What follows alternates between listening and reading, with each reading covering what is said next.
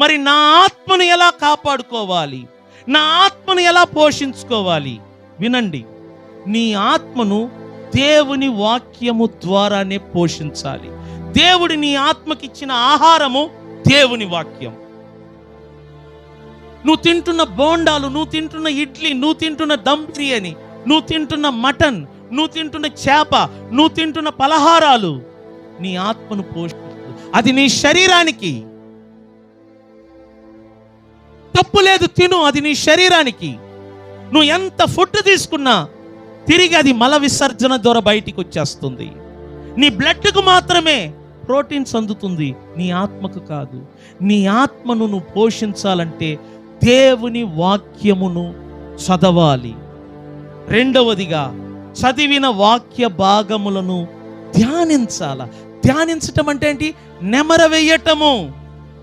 ఒక ఆవు పచ్చగడ్డి తిని ఒక చోటుకెళ్ళి నెమ్మదిగా కూర్చొని తాను తిన్న పచ్చగడ్డిని మళ్ళా బయటికి తీసుకొచ్చి నవ్వులుతూ ఉంటుందంట. దానినే నెమర వేయటం అంటారు.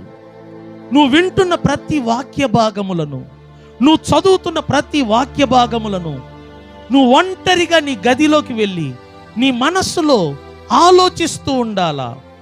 ఆ వాక్యమును గురించి పదే పదే ఆలోచించాలా. పదే పదే ఆ వాక్యమును నీ నోటితో పలుకుతూ ఉండాలా. దానినే నెమర వేయటం అంటారు. అలా నెమర వేయటం వలన అందులో మరుగై ఉన్న వాక్యములో మరుగై ఉన్న జ్ఞానము, తెలివి, వివేచన నీ ఆత్మకు ఆహారముగా అందుతుందంట.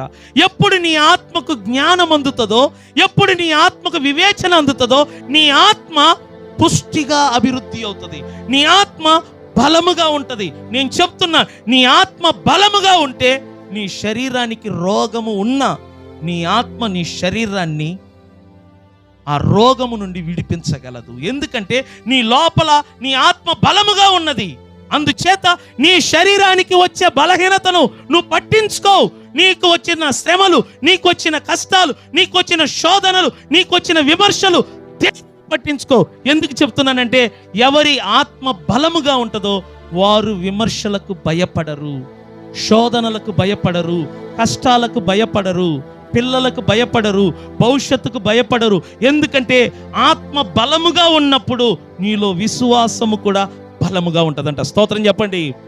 కాబట్టి వాక్యము చదవాలి, ధ్యానించాలి. మూడవదిగా ప్రార్థన చెయ్యాలి.